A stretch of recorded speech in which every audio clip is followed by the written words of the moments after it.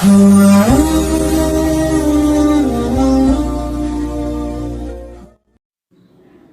اللہ الرحمن الرحیم۔ السلام علیکم دوستو، آج کی دوسرے ایپیسوڈ کا آغاز کرتے ہیں۔ ہمارے سیریز سیرت النبی صلی اللہ علیہ وسلم کی شروعات سن 611 عیسوی سے ہوتی ہے۔ اس وقت پورا حجاز اور سارے عرب میں بتوں اور ستاروں کی پوجا کی جاتی تھی۔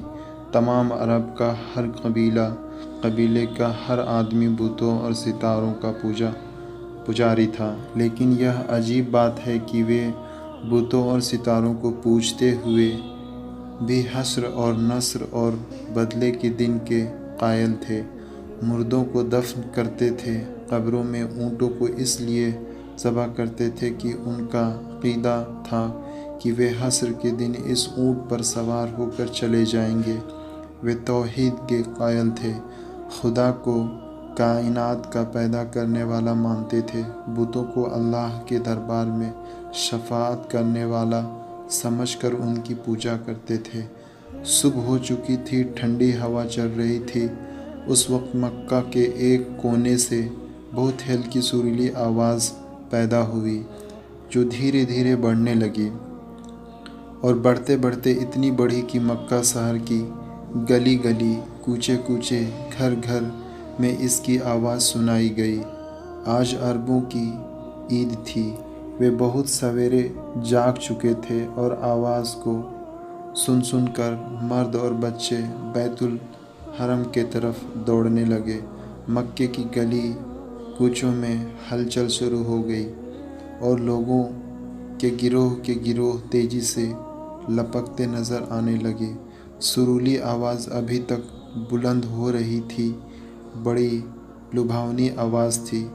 ایسا لگ رہا تھا جیسے کوئی سریلا بجا بج رہا ہے۔ لوگ شہر کے چاروں اور سے تیزی کے ساتھ بیت الحرم کی اور دوڑ رہے تھے۔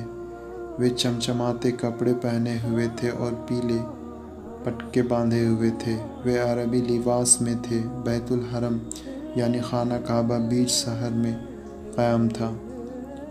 یہی وہ حرم شریف ہے جس کی بنیاد حضرت ابراہیم علیہ السلام نے رکھی تھی۔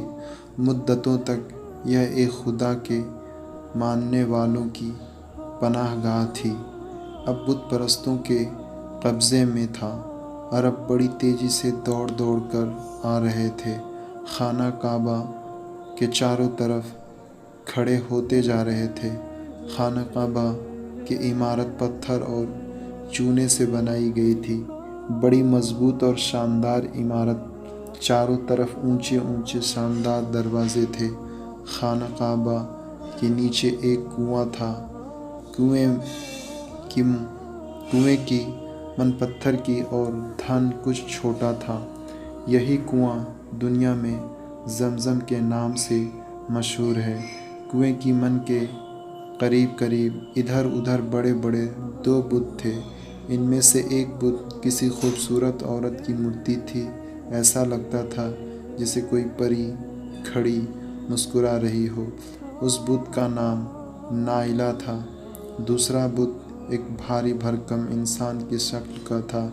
ایسا لگتا تھا جیسے کوئی پہلوان اپنے مقابلے کے آدمی کو جیت کر کے خوش ہو رہا ہے۔ اس بت کا نام آشاف تھا۔ تمام عرب ان دو بتوں کا احترام کرتے رہے اور ان کے سامنے آتے ہی سجدے میں گر جاتے رہے۔ باجا ابھی تک سریلی آواز سے بج رہا تھا، ایسا لگتا تھا جیسے حرم شریف کے اندر بج رہا ہو۔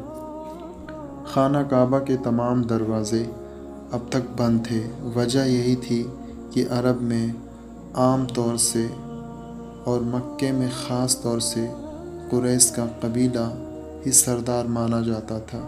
قبیلہ قریش کے سردار جناب عبد المطلب تھے۔ ان کا انتقال ہو چکا تھا۔ عبد المطلب کے 10 بیٹوں میں سے صرف حمزہ، ابو طالب، ابو لہب اور عباس زندہ تھے، باقی مر چکے تھے۔ قبیلہ قریش نے ابو طالب کو اپنا سردار مان لیا تھا۔ ان کا اتنا رعب تھا کہ کسی کو ان کے سامنے بولنے کی ہمت نہ ہوتی تھی۔ بیت الحرم کی کنجی انہی کے پاس رہتی تھی۔ جب تک وہ دروازہ نہ کھولتے کوئی آدمی بیت الحرم میں داخل نہ ہو سکتا تھا۔ جب عرب کے تمام قبیلے آ چکے تو عبداللطیف اپنے بھائیوں کے ساتھ آئے۔ ابو طالب اپنے بھائیوں کے ساتھ آئے۔ ابو طالب نے آتے ہی دروازہ کھولا۔ پہلے خود اندر گئے، پھر بھائی اور قبیلے کے دوسرے لوگ اندر گئے، پھر حرم پاک کے تمام دروازے کھول دیے گئے اور عرب کے تمام قبیلے جھنڈ کے جھنڈ اندر داخل ہو گئے۔ بیت الحرم کی عمارت اندر سے بھی بہت شاندار تھی۔ اس کے ٹھیک بیچ میں بیت اللہ تھا اور بیت اللہ کے چاروں اور کالے پردے لٹک رہے تھے۔ اوپر چھت پر ایک بہت بت رکھا ہوا تھا، بڑی ڈراؤنی شکل کا، کالے پتھر کا بنا ہوا۔ اس کا نام ہبل تھا، جس کی پوجا ہر ایک کے لیے ضروری تھی۔ بیت الحرم میں اتنی بھیڑ ہو گئی کہ دل دھرنے کی جگہ نہ رہی۔ ہر قبیلہ اپنے اپنے چہیتے بتوں کی اور دوڑا۔